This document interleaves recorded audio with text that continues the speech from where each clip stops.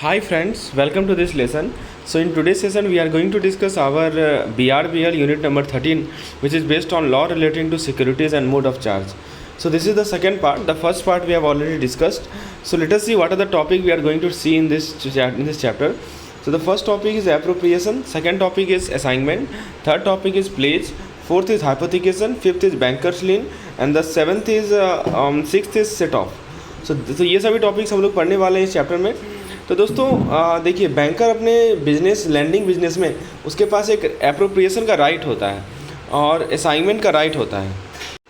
और दोस्तों बैंकर्स जो है प्लेज का सिक्योरिटी लेते हैं, हाइपोथिकेशन लेते हैं मूवेबल गुड्स का, ताकि जो भी बोरोवर को क्रेडिट दे रहे हैं उसे वो सिक्योर कर सकें. तो बैंकर्स अपने लैंडिंग बिजनेस में उनके पास एप्रोप्रिएशन का राइट है, असाइनमेंट का राइट है, और वो प्लेज का सिक्योरिटी लेते हैं, हाइपोथिकेशन का सिक्योरिटी लेते हैं किसी भी मूवेबल गुड का, ताकि जो भी बोरोवर को क्रेडिट दे रहे हैं उसे सिक्योर कर सकें. तो कुछ सिक्योरिटीज़ पॉपुलर सिक्योरिटीज़ हैं जो कि बैंकर ऑब्टेन करते हैं, हम लोग उसी को भी डिस्कस करेंगे, जैसे एप्रोप्रिएशन, असाइनमेंट, प्लेज, हाइपोथिकेशन. तो ये सभी कुछ इंपॉर्टेंट सिक्योरिटीज़ हैं जो कि बैंकर्स के द्वारा लिए जाते हैं. We will discuss in detail regarding this. So before continuing the lecture, let me talk you about our Target CIB 2023 paid course program.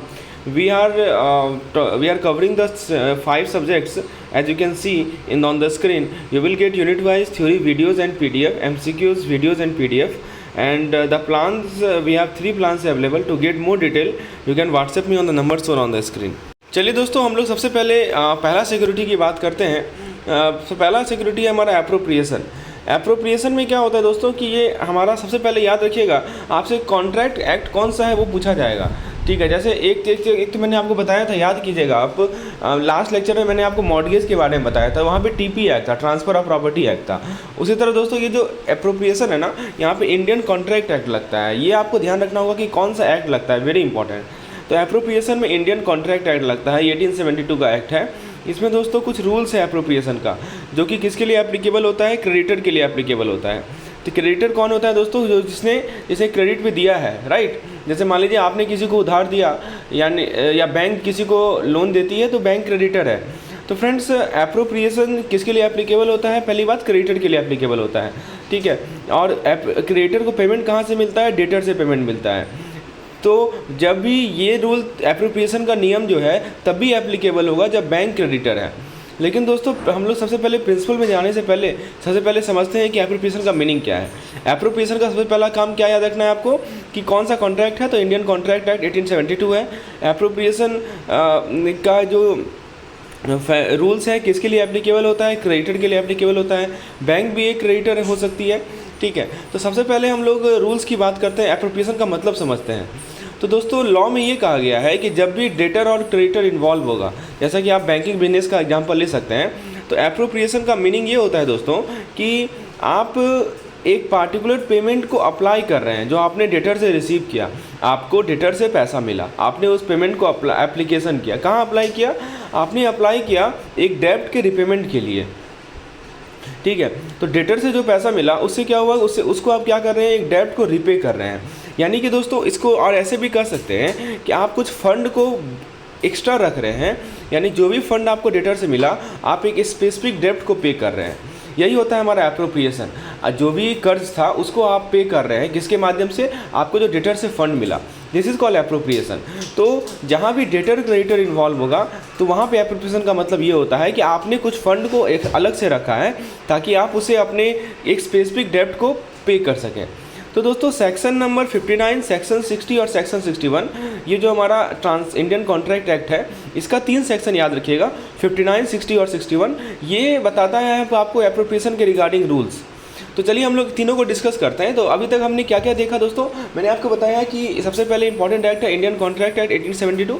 इसमें 3 सेक्शन है, 59, 60, 61, जो कि एप्रोप्रिएशन से रिलेटेड है. एप्रोप्रिएशन का यूज कहाँ पे होता है, जहाँ पे डेटर क्रेडिटर इन्वॉल्व होता है, और ये एप्लीकेबल होता है क्रेडिटर के लिए जो कि कुछ पैसा को एक्स्ट्रा रखता है ताकि अपने स्पेसिफिक डेब्ट को पे कर सके. तो ये होता है हमारा एप्रोप्रिएशन. तो दोस्तों चलिए हम सबसे पहले हम लोग बात करते हैं सेक्शन नंबर 59 की. तो सेक्शन नंबर 59 दोस्तों किसी से डील करता है कि आप एप्लीकेशन ऑफ पेमेंट वेयर डेब्ट to be discharged is indicated. ध्यान दीजिएगा, यहाँ पे सेक्शन नंबर 59 डील करता है दोस्तों कि उस पेमेंट का कहाँ अप्लाई करेंगे, जहाँ पे जो आपके पास डेप्ट है उसे डिस्चार्ज। मैं आपको समझाता हूँ दोस्तों, जब भी कोई डेटर जिसके पास एक डेप्ट हो किसी पर्सन का, उसे पेमेंट करता है, ठीक है, तो पेमेंट को आप अप्लाई कर सकते हैं कुछ पार्टिकुलर डेप्ट को डिस्चार्ज करने में। जैसे मैं आपको एग्जांपल समझाता हूँ दोस्तों, इस सेक्शन नंबर 59 को मैं आपको एग्जांपल समझाता हूँ। जैसे मान लीजिए ए कर्जदार है, ए जो है बी को पैसा देगा, ठीक है। तो 1000 रुपया बहुत सारा कर्ज लिया है ए, उसमें से एक ये है कि उसको प्रोमिसरी नोट के माध्यम से 1000 रुपया देना है, ठीक है। और इसका ड्यू कब फॉल कर रहा है, 1 जून को, 1 जून को ये ड्यू हो रहा है। तो उसने दोस्तों केवल इसका एक ही कर्ज है, 1000 रुपया उसको प्रोमिसरी नोट के रूप में देना है और बाकी उसका कोई डेट नहीं है। तो 1 जून जब आया तो ए ने बी को 1000 रुपया पेमेंट कर दिया। तो दोस्तों ये जो पेमेंट 1000 रुपया किया गया, ठीक है, तो उसको कहाँ यूज कीजिएगा, तो जो पहला जो कर्ज वो क्या था, 1000 रुपये का प्रोमिसरी नोट। तो ये नियम सेक्शन 59 यही कहता है कि जो ये पेमेंट आपको 1 जून को मिलेगा ना, उसको आप अप्लाई करेंगे उस प्रोमिसरी नोट के डिस्चार्ज करने में। तो वही कहा गया है दोस्तों कि जब भी कोई डेटर किसी क्रेडिटर को पेमेंट करता है, ठीक है, तो चाहे वो बोले या ना बोले, जो पेमेंट है उसको अप्लाई करना है किसी पार्टिकुलर डेप्ट के लिए, ठीक है। चलिए एक नियम समझाया आपको, एग्जांपल समझाया। दूसरा एग्जांपल मैं आपको बताता हूँ कि जैसे मान लीजिए ए कर्जदार है, ए को बी को पैसा देना है, कितना 567 रुपया, 567 रुपीज़। तो बी ने ए को लिखा और बोला कि ये इसका पेमेंट दो मुझे। तो ए ने बी को 567 रुपया चैन दे दिया। तो ये जो पेमेंट 567 रुपये का मिला, बी को मिला, ठीक है, उसको कहाँ अप्लाई करेगा बी, उसको अप्लाई करेगा दोस्तों, this has to be applied of the डेप्ट of which B has demanded payment. यानी बी ने जिस पेमेंट के लिए ए से पैसा मांगा था उसी को डिस्चार्ज करने में इस 567 रुपीज़ का यूज होगा। तो यही कहता है हमारा सेक्शन नंबर 59 कि जब यदि पेमेंट डेटर क्रेडिटर को पेमेंट दे रहा है तो उस पेमेंट का यूज उस लोन की, उस डेप्ट को डिस्चार्ज करने में होगा जो कि उसने उसे लिया है। तो ये है हमारा सेक्शन नंबर 59, ठीक है। तो सेकेंड है हमारा सेक्शन नंबर 60। सेक्शन नंबर 60 क्या कहता है कि जब डेटर जो है इंटीमेट नहीं करे and there are no other circumstance, ठीक है।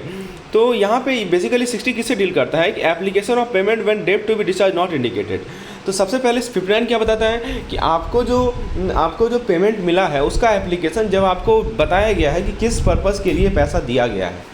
और सेकेंड 60 से उस कंडीशन से डील करता है कि आपको जो पेमेंट मिला है, जब ये आपको पता नहीं है, ये डेटर ने नहीं बताया है कि कहाँ पे किस लोन के लिए डिस्चार्ज करना है। तो जब डेटर ऑमिट कर दिया इंटीमेट करने के लिए और कोई ऐसा सर्कमस्टांस नहीं है कि डेप्ट किस पेमेंट के लिए इस पेमेंट को किस डेप्ट के लिए अप्लाई करना है, तो क्रेडिटर अपने डिस्क्रिप्शन से एक लॉफुल डेप्ट को जो कि एक्चुअली ड्यू हो रहा है और उसका पेमेंट उसे डेटर से मिला है, ठीक है, तो उसको यूज कर सकता है, ठीक है। बस उसमें कंडीशन क्या है कि पेबल टू फ्रॉम डेटर, ठीक है। ये हमारा सेक्शन नंबर 60 है। तो दोस्तों इसमें क्या है कि सेक्शन नंबर 60 में यही कहा गया है कि when the debtor has omitted to intimate, जब डेटर इंटीमेट करना भूल गया हो तो क्रेडिटर अपने डिस्क्रिप्शन पे उसे अप्लाई कर सकता है। ये कहा गया दोस्तों। कहाँ अप्लाई करेगा, तो कोई भी लॉफुल डेप्ट के अप्लाई करेगा जो कि एक्चुअली ड्यू हो चुका है और उसका पेमेंट मिला है उसे डेटर से, ठीक है।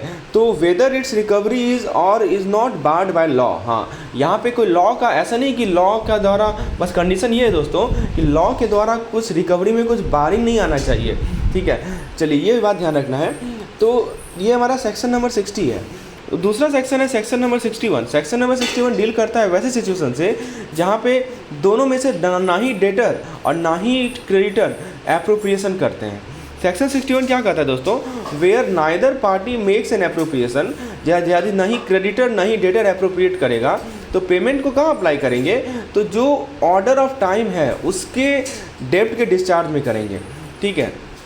क्या मतलब है दोस्तों कि मान लीजिए कि कुछ लोन जो है मैंने 1 साल पहले लिया और कुछ लोन मैंने 6 महीना पहले लिया, तो ऑर्डर ऑफ टाइम मतलब कि जो मैंने 1 साल पहले लिया ना उस लोन को हम लोग डिस्चार्ज करेंगे, ठीक है। तो जब दोनों में से दोनों पार्टी एप्रोप्रिएशन नहीं कर रहे हैं तो पेमेंट को अप्लाई किया जाएगा डिस्चार्ज ऑफ डेप्ट इन ऑर्डर ऑफ टाइम, ठीक है। बस कंडीशन क्या है दोस्तों कि कोई डिवारिंग नहीं होना चाहिए, ठीक है। अब मान लीजिए कि ऐसा हो गया कि दोनों का दोनों डेप्ट एक ही समय पे लिया गया हो, दोनों डेप्ट मान लीजिए 6 महीना पे लिया गया हो, तो फिर क्या होगा, तो उस केस में दोस्तों आपको प्रोपोर्शनैलिटी डिवाइड कर लेना है। जैसे मान लीजिए कि मैंने आपसे कर्ज लिया, ठीक है, मैंने आपसे 50,000 रुपया लिया, 2 बार 50,000 रुपया लिया 6 महीना पहले एक ही दिन, और आपको जो है मैंने अभी आज के दिन में 50,000 दे दिया, तो आप उसे कहाँ पे यूज करेंगे, किस डेब्ट को डिस्चार्ज करेंगे? तो नियम ये है कि एक तो पहले ऑर्डर देखना है। तो मैंने तो ऑर्डर मतलब क्या होता है, टाइम का ऑर्डर, पहले कौन सा कर्ज लिया था तो उसको हम लोग डिस्चार्ज करेंगे। लेकिन यहाँ पे क्या है कि दोनों एक ही दिन लिया है, तो इस केस में दोस्तों क्या कर रहा है कि प्रोपोर्शनेटली आप क्या कर लेंगे उसको, मतलब 50-50, यानी 25,000 इसके लिए और 25,000 इसके लिए। तो ये जो सेक्शन है ये आपको बताता है कि क्लेटन क्लेस होता है दोस्तों, क्लेटन क्लेस के प्रिंसिपल को बताता है। तो अभी तक हमने दोस्तों 3 सेक्शन पढ़े, राइट, एप्रोप्रिएशन के 3 सेक्शन पढ़े। एप्रोप्रिएशन का मीनिंग सबसे पहले मैंने आपको बताया कि आप जो है फंड को रखते हैं ताकि आप स्पेसिफिक डेब्ट को पे कर सकें। इसमें 3 सेक्शन है, 59, 60, 61। 59 आपको बताता है कि आपका जो भी आपको पेमेंट मिला है, ठीक है, किसी भी डेटर के द्वारा पेमेंट मिला है उसको किस डेब्ट को डिस्चार्ज करेंगे। वहाँ पे बस आपको पता है कि ये इंडिकेट किया गया कि इस डेब्ट को डिस्चार्ज करना है। तो पहला केस ये बताता है आपको 59। 60 नंबर सेक्शन ये बताता है आपको कि पेमेंट जो आपको डेटर से मिला है कि जब डेब्ट किस डेब्ट को डिस्चार्ज करना ये इंडिकेट नहीं किया गया हो तो फिर क्या करेंगे, तो आप अपना डिस्क्रिप्शन यूज कर सकते हैं, राइट। और तीसरा केस आपको ये बताता है दोस्तों कि जब कोई भी पार्टी एप्रोप्रिएट नहीं करे तो उस केस में क्या करना है। तो यही सब चीज़ है, यही हमारा कंसेप्ट था, हमारा section 59, 60, 61। This was regarding appropriation. अब आइए दोस्तों हम लोग नेक्स्ट टॉपिक पे आते हैं जो कि है हमारा असाइनमेंट। दोस्तों असाइनमेंट का क्या मतलब होता है कि असाइनमेंट का मतलब एक ऐसा प्रोसेस जिसके थ्रू, देखिए असाइनमेंट में आप लोगों ने पढ़ा होगा दोस्तों कि असाइनमेंट में एक असाइनर होता है और एक असाइनी होता है। असाइनर वो होता है दोस्तों, असाइनर वो होता है जो अपने राइट और अपने बेनिफिट को ट्रांसफ़र कर देता है। किसे ट्रांसफ़र करता है, असाइनी को ट्रांसफ़र करता है। बहुत ही सिंपल तरीका है, और उसके साथ लगता है जो कोई काम कर रहा होता है, राइट। तो यहाँ पे दोस्तों असाइनर कर रहा होता है ना, असाइनर क्या करता है कि राइट या बेनिफिट को ट्रांसफ़र कर देता है, किसे, असाइनी को ट्रांसफ़र कर देता है।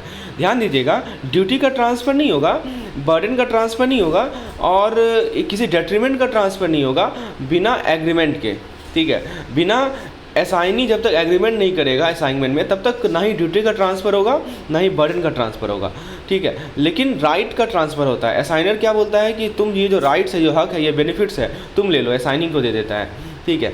तो बिना क्या क्या ट्रांसफ़र नहीं हो सकता है, there can be no transfer of duty, burden or any detriment, ठीक है, without the express agreement of the assignee, यानी असाइनिंग के एग्रीमेंट के बिना ना ही ड्यूटी का ट्रांसफ़र होगा, ना ही बर्डन का ट्रांसफ़र होगा, ना ही डेट्रीमेंट का ट्रांसफ़र होगा।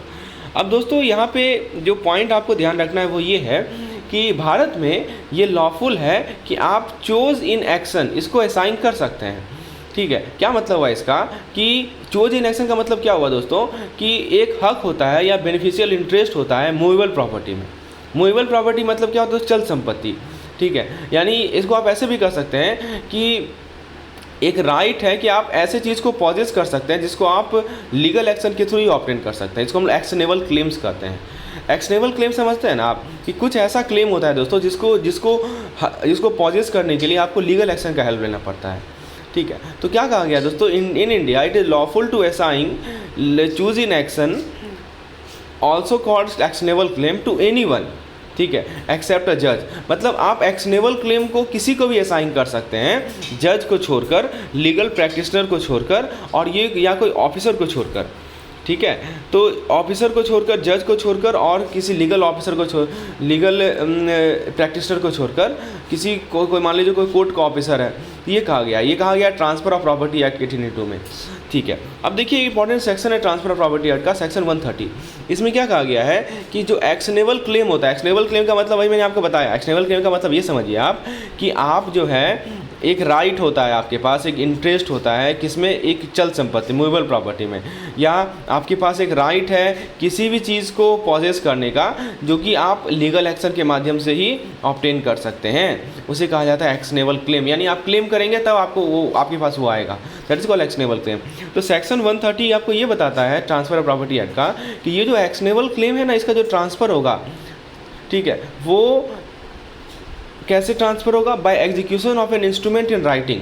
ध्यान दीजिएगा कि ये जो एक्शनेबल क्लेम का जो ट्रांसफ़र होता है वो राइटिंग में होगा ट्रांसफ़र, और इसको कौन एग्जीक्यूट करेगा, ये एग्जीक्यूट किया जाएगा ट्रांसफ़रर के द्वारा। ट्रांसफ़रर वो होता है जो उस क्लेम को ट्रांसफ़र कर रहा है, या तो ट्रांसफरर करेगा या उसके एजेंट करेंगे। ठीक है, मैं फिर से बता रहा हूँ दोस्तों, सेक्शन 130 आपको क्या कहता है, कोई भी ट्रांसफरर या उसका एजेंट, ठीक है, किसी भी एक्शनेबल क्लेम को राइटिंग में ट्रांसफ़र कर सकता है। किसे ट्रांसफ़र कर सकता है वो मैं बताता हूँ। तो ये कंप्लीट तभी होगा कि जब ऐसे इंस्ट्रूमेंट को एग्जीक्यूट किया जाएगा, और उसके बाद जितना भी राइट्स है, जितना भी रेमेडीज़ है ट्रांसफरर का, ठीक है, चाहे डैमेज हो या वो किसके पास चला जाएगा, ट्रांसफरी के पास चला जाएगा। तो दोस्तों बहुत ही सिंपल चीज़ है, क्या कहा गया है सेक्शन 130 में कि ये जो एक्शनेबल क्लेम है इसको ट्रांसफरर ट्रांसफरी को ट्रांसफ़र कर सकता है। यहाँ पे दो वर्ड है, ट्रांसफरर और ट्रांसफरी। ट्रांसफरर वो होता है जो इस क्लेम को ट्रांसफ़र कर रहा है, और ट्रांसफरी वो होता है जिसके पास वो ट्रांसफ़र किया जा रहा है।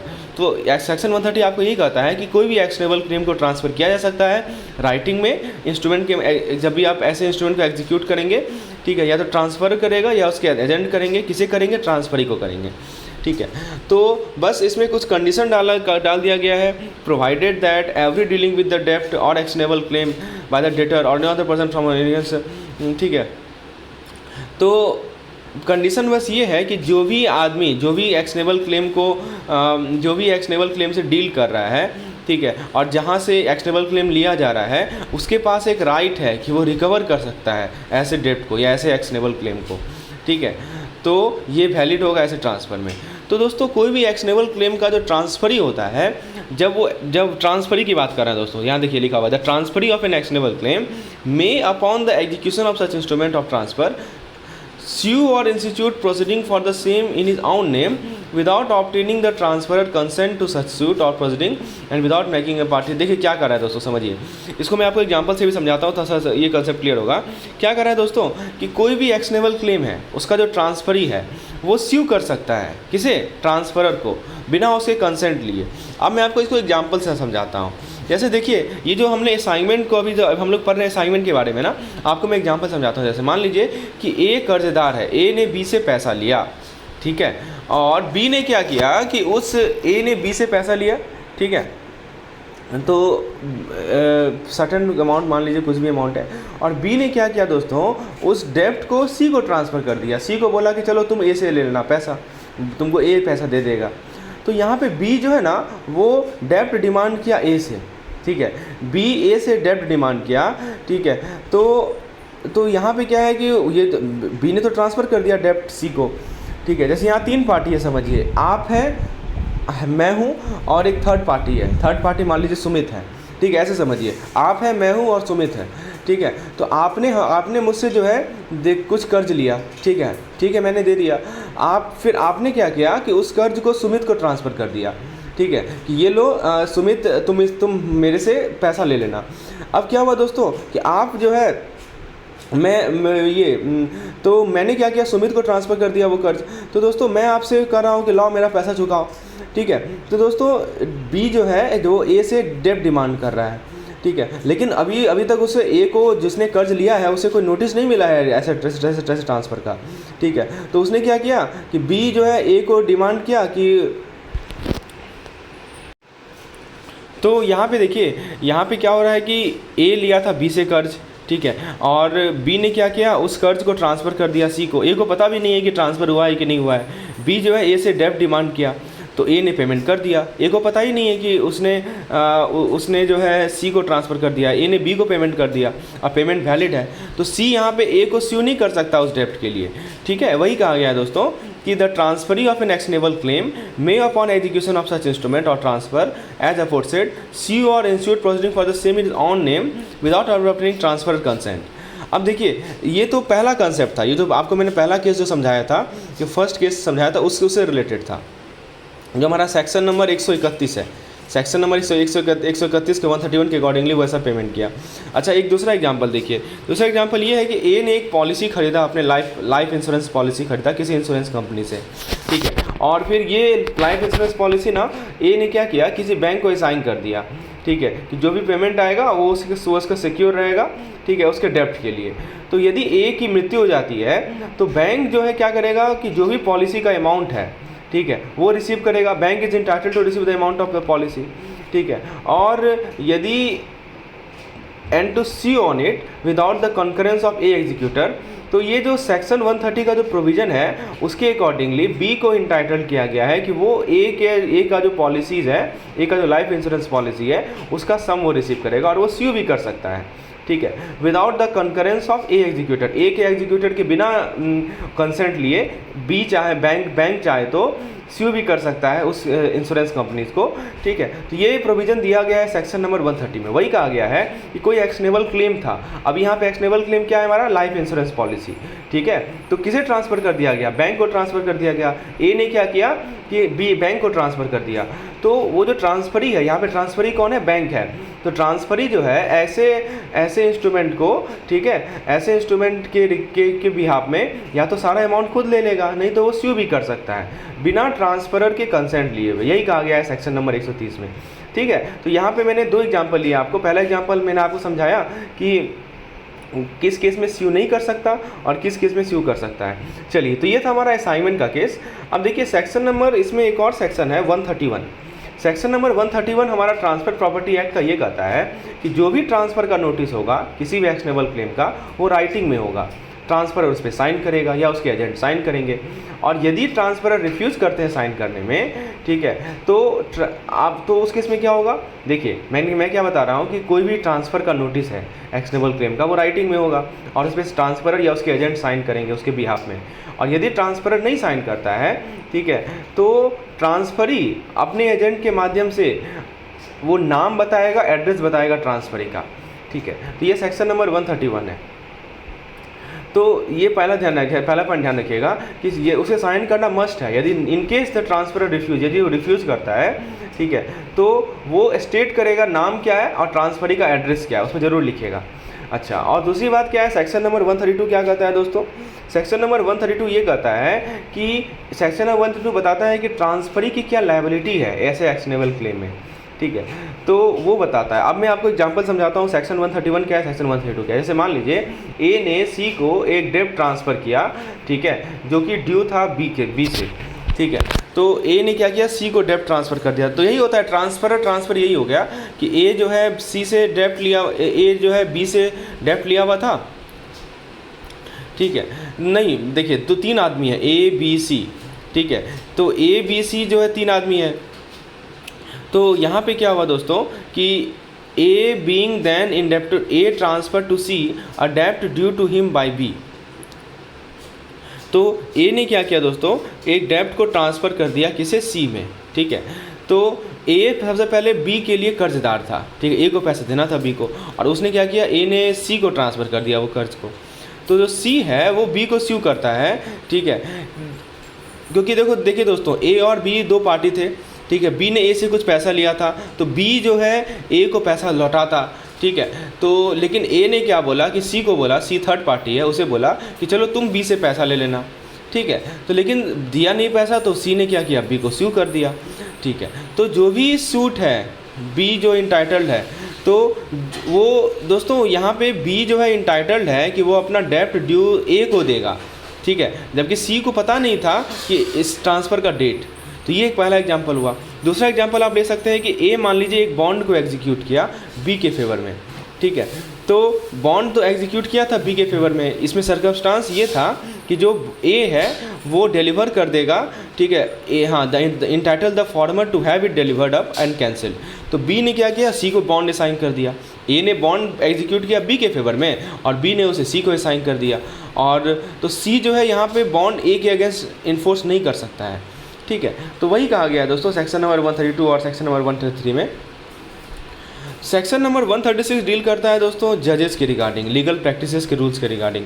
कहता है कि कोई भी जज, कोई भी लीगल प्रैक्टिशनर या कोई भी ऑफिसर जो कि कोर्ट ऑफ जस्टिस से कनेक्टेड हो, ठीक है, तो इन सभी के बारे में कहा गया है कि नो जज, नो लीगल प्रैक्टिसर और officer connected with any court of justice shall buy or traffic in or stipulate or agree to receive any share of any actionable claim, and no court of justice shall enforce or at instance of any person claiming or through him any actionable। मतलब मैंने आपको 3 case बताए थे ना दोस्तों, जज, legal प्रैक्टिसर और officer जो कि कनेक्टेड से, जो कि कोर्ट से कनेक्टेड है, वो ना ही खरीद सकते हैं, ना ही रिसीव कर सकते हैं, ना ही शेयर कर सकते हैं, किसी भी एक्शनेबल क्लेम को नहीं कर सकते, और ना ही कोई कोर्ट ऑफ जस्टिस इन्फोर्स कर सकती है, ठीक है, तो किसी एक्सटेबल क्लेम को, मतलब इन सभी को रिस्ट्रिक्ट किया गया है एक्सटेबल क्लेम से डीलिंग करने के लिए। चलिए, तो ये था हमारा असाइनमेंट से रिलेटेड। अब जरा हम लोग देखते हैं कि जो असाइनी है, जिसको असाइन किया जा रहा है, उसकी क्या राइट है, ठीक है, वो जरा देखते हैं।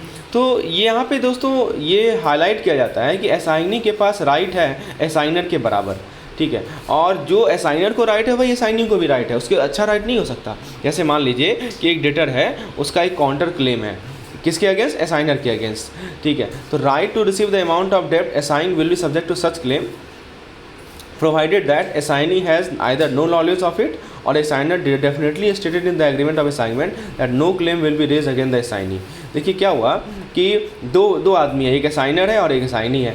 असाइनर ने अपने एग्रीमेंट में ये लिखा था, ठीक है, कि असाइनी के अगेंस्ट कोई क्लेम रेज नहीं किया जा सकता, ठीक है, पहला केस है। दूसरा केस ये है कि असाइनी को कोई नॉलेज ही नहीं है इसके रिगार्डिंग, तो जो डेटर है उसका पास यदि असाइनर के अगेंस्ट काउंटर क्लेम हो तो जो राइट टू रिसीव जो अमाउंट, जो भी डेप्ट का अमाउंट है, उसका जो रिसीव करने का हक होगा वो किसके पास होगा, वो ऑब्वियस सी बात है असाइनी के पास होगा, लेकिन इसमें कुछ कंडीशन होगा, ठीक है। तो दोस्तों लेकिन ये जो रूल है, एक केस आपके बुक में दे रखा है, भारतीय निधि वर्सेस तख्तमाल, ठीक है, ये केस था। तो क्या हुआ दोस्तों, इसमें देखिए मैं आपको समझाता हूँ इस केस में क्या हुआ था कि जो निधि ने क्या किया था, उसने फंड दिया था बोरोवर को सर्टेन बिल के, बोरोवर ने बिल प्रेजेंट किया, भारत निधि ने उसे फंड दिया, तो बोरोवर ने एक पावर ऑफ अटॉर्नी दे दिया था निधि के फेवर में, ठीक है, कि वो बिल का पेमेंट ऑब्टेन कर सकती है। देखिए निधि कंपनी होगी कोई, भारत निधि कंपनी थी, भारत निधि लिमिटेड कंपनी थी, उसने फंड दिया था किसी बोरोवर को, बोरोवर ने बिल दिया था और बोरोवर ने एक पावर ऑफ अटॉर्नी दे दिया था जिसको इररिवोकेबल पावर ऑफ अटॉर्नी था, ठीक है, निधि के फेवर में कि वो इस बिल का पेमेंट ले सकती है, प्रेजेंट करेगी और पेमेंट ले लेगी। तो बोरोवर ने फिर क्या किया दोस्तों कि एक बिल जो है एंटिटी के फेवर में इंडोर्स कर दिया और फिर उसे कलेक्शन के लिए भेज दिया। लेकिन दोस्तों इससे पहले कि निधि को पेमेंट मिले, ठीक है, उसने क्या किया दोस्तों, टी नाम का कोई था, उसने क्या किया कि जो भी बिल के अंदर अमाउंट ड्यू था उसे अटैच कर दिया, ठीक है।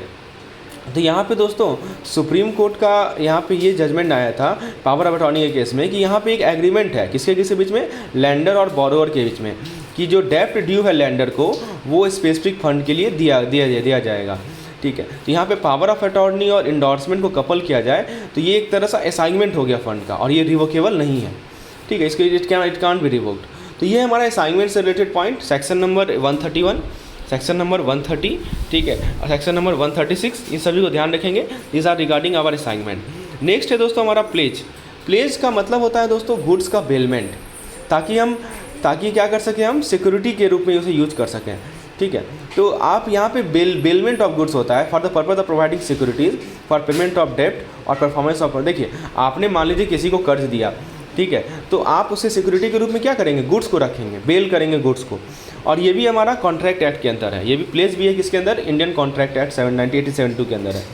तो दोस्तों यहाँ पे वैलिड प्लेज होने के लिए 3 कंडीशन है। पहला क्या है कि गुड्स का बेलमेंट होना चाहिए, बेलमेंट मतलब होता है डिलीवरी, यानी गुड्स की डिलीवरी होनी चाहिए, पहला पॉइंट। दूसरा पॉइंट क्या है दोस्तों, ये जो डिलीवरी होगी ये डेटर के बिहाफ में होगी, यानी डेटर करेगा। और तीसरा पॉइंट है कि ये जो बेलमेंट होगा यानी डिलीवरी होगा ये इसलिए होगा ताकि सिक्योरिटी दिया जा सके, कोई डेप्ट है उसके सिक्योरिटी के लिए ये बेलमेंट होगा। तो 3 कंडीशन है सेटिस्फाई होनी चाहिए यदि वैलिड प्लेज को वैलिड होना है। तो पहला क्या कंडीशन बताया आपने, बेलमेंट ऑफ गुड्स होगा यानी गुड्स का डिलीवरी होगा, जो गुड्स का डिलीवरी होगा वो जो है डेटर के बिहाफ में होगा, डेटर वो होता है जो कर्ज लिया होता है, और जो डिलीवरी होगा दोस्तों उसका पर्पज़ यही है कि सिक्योरिटी देना।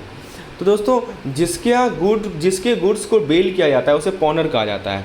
2 वर्ड ध्यान रखिएगा, पॉनर और पॉनी, ठीक है। पॉनर कौन होता है, जिसका गुड्स बेल होता है, और जो गुड्स को सिक्योरिटी के रूप में रखता है वो पॉनी होता है। यानी दोस्तों सिंपल सी बात है, पॉनर बोलता है कि तुम जो है इस गुड्स को रख लो, डिलीवर कर लो अपने पास रख लो। तो जो ऐसा कर रहा है वो पॉनर होगा, जो लोन ले रखा है वो जो लैंड जो बोरोवर है, और जिसको वो मिल रहा है वो पार्टिकुलर गुड्स वो कहलाता है पॉनी।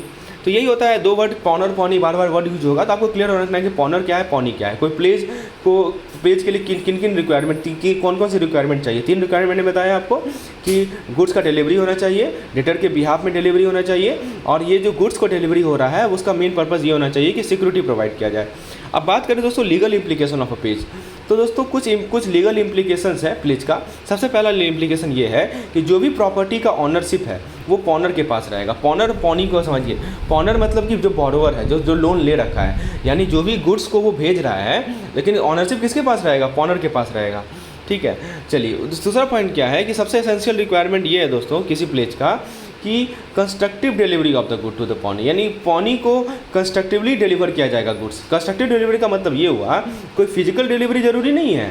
ठीक है, कंस्ट्रक्टिव डिलीवरी है मतलब कि गुड्स को जो है पॉनी के पोजीशन में रखना है, या पॉनी मान लीजिए किसी पर्सन को ऑथराइज किया कि तो ये रख सकता है मेरे यहाँ पे, उसके पास रखना है, इसी कहा जाता है कंस्ट्रक्टिव डिलीवरी।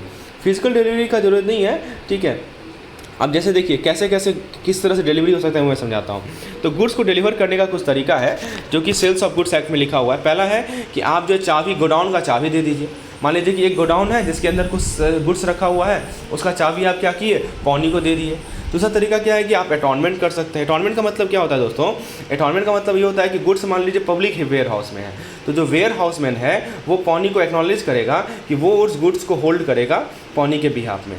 तो तीसरा तरीका है दोस्तों, तीसरा तरीका है कि आप जो है डॉक्यूमेंट्स जो है टाइटल टू गुड्स है उसे हैंडल कर देंगे। जैसे मान लीजिए रेलवे रिसिप्ट है, बिल्स ऑफ लेडिंग है, वेयर हाउस रिसिप्ट है, इसे हैंडल करेंगे, इसे हैंड ओवर करेंगे। और दोस्तों चौथा तरीका है कि मान लीजिए कि गुड्स जो है पॉनर के पोजीशन में है, तो पॉनर एक्नॉलेज करेगा कि वो उस गुड्स को होल्ड करेगा पॉनी के बिहाफ में। ये भी अटॉर्नमेंट का ही सिमिलरिटी है, अटॉर्नमेंट के ही सिमिलर है। तो डिलीवरी चाहे फिजिकल हो, ठीक है, लेकिन गुड्स को जब फिजिकली ट्रांसफ़र किया जाएगा वो सिंबॉलिक रहेगा। ठीक है, तो दोस्तों ये सभी आपके लीगल इम्प्लीकेशन है प्लेज के। तो प्लेज का मतलब ये बात ध्यान रखिएगा, प्लेज के लिए लीगल इम्प्लीकेशन क्या है कि जो ऑनरशिप रहेगा वो पॉनर के पास रहेगा। बहुत इंपॉर्टेंट पॉइंट है दोस्तों, पूछा जाएगा कि प्लेज में ऑनरशिप किसके पास रहता है, तो प्लेज में याद रखिएगा ऑनरशिप रहता है पॉनर के पास। ठीक है, और जो उसके अंदर वो और कंस्ट्रक्टिव डिलीवरी होता है, ये भी पॉइंट जानिए। कंस्ट्रक्टिव डिलीवरी का एग्जाम्पल मैंने आपको 3 से समझाया कि या तो चाबी आप दे देंगे गोडाउन का, या तो अटॉर्नमेंट का हेल्प ले सकते हैं। ठीक है, अटॉर्नमेंट का मैंने 2 केस आपको बताया। चलिए एक केस आपके बुक में दे रखा है, यह है आपका cooperative Hindustan bank limited versus Surendra Nath De. इसमें देखा गया कि जो प्लेज का ट्रांजैक्शन था तो वहाँ पे गुड्स का डिलीवरी हुआ था पॉनी को, और वो गुड्स को रखा था। तो ये डिलीवरी है वो था दोस्तों मनी के लैंडिंग और मनी के साइमल्टेनियस नहीं था। ठीक है, या तो एक्चुअल डिलीवरी होगा या सिंबॉलिक डिलीवरी होगा। दोस्तों नेक्स्ट पॉइंट ध्यान रखिएगा कि जो प्लेज है उसे क्रिएट किया जा सकता है एग्जिस्टिंग गुड्स के केस में ही। ठीक है, जो कि पॉनर के पोजीशन में हो। ठीक है, फ्यूचर गुड्स के केस में आप प्लेज नहीं क्रिएट कर सकते। ठीक है ना, तो प्लेज को क्रिएट किया जाएगा एग्जिस्टिंग गुड्स के केस में, मतलब जो गुड एग्जिस्ट कर रहा है उसी केस में आप प्लेज क्रिएट करेंगे। ऐसा नहीं कि आप कोई फ्यूचर में गुड्स आएगा उसके अगेंस्ट प्लेज कर लेंगे। ठीक है, तो यहाँ पे क्योंकि डिलीवरी इन्वॉल्व होता है ना, तो गुड्स आपको स्पेसिफिक होना, आइडेंटिफाई करना पड़ेगा। तो पूछा जाएगा क्वेश्चन कि क्या प्लेज को हम किसी फ्यूचर डेप्ट के फ्यूचर गुड्स के अगेंस्ट कर सकते हैं, प्लेज को क्रिएट नहीं कर सकते, याद रखिएगा। फिर दोस्तों एक इंपॉर्टेंट पॉइंट है कि जो पोजीशन ऑफ गुड है ये बहुत इंपॉर्टेंट कैरेक्टरिस्टिक है प्लेज का। इसलिए प्लेज यदि मान लीजिए गुड का पोजीशन लॉस्ट हुआ तो प्लेज भी खत्म। ठीक है ना, तो प्लेज के लिए सबसे इंपॉर्टेंट चीज़ है कि गुड का पोजीशन होना बहुत ज़रूरी है। तो पॉनी जो है वो गुड्स को रिलीज़ कर सकता है, लेकिन एक लेटर ऑफ ट्रस्ट लेना पड़ेगा पॉनर से, और ये जो लेटर ऑफ ट्रस्ट होता है इसे कहते हैं ट्रस्ट रिसीट। क्या कहते हैं? Trust receipt.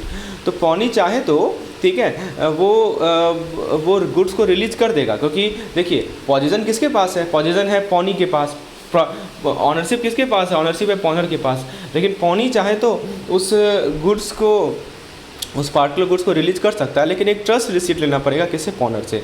एक इंस्ट्रूमेंट होता है, ट्रस्ट रिसीट इंस्ट्रूमेंट होता है जिससे बोरोवर को गुड्स मिलता है या डॉक्यूमेंट्स, बोरोवर जो है ठीक है वो उसे गुड्स मिलेगा या टाइटल टू गुड्स का डॉक्यूमेंट मिलेगा, और उसको तब तक रखेगा जब तक लेंडर के ट्रस्ट में हो। ठीक है, इसे कहा जाता है ट्रस्ट रिसिप्ट। तो इस ट्रस्ट के रिसिप्ट के कारण जो बैंकर है, ठीक है, बैंकर का जो राइट है एज अ पॉनी वो अनअफेक्टेड रहता है, चाहे वो बोरोवर इंसॉल्वेंट भी क्यों ना हो जाए। ठीक है, ये पॉइंट है दोस्तों। ये जो हमारा एग्रीमेंट है प्लेज का, ठीक है, इसको हम लोग नेचर ऑफ ट्रांजेक्शन से इम्प्लाई नहीं कर सकते हैं। तो दोस्तों ये सब पॉइंट है हमारे प्लेज के रिगार्डिंग।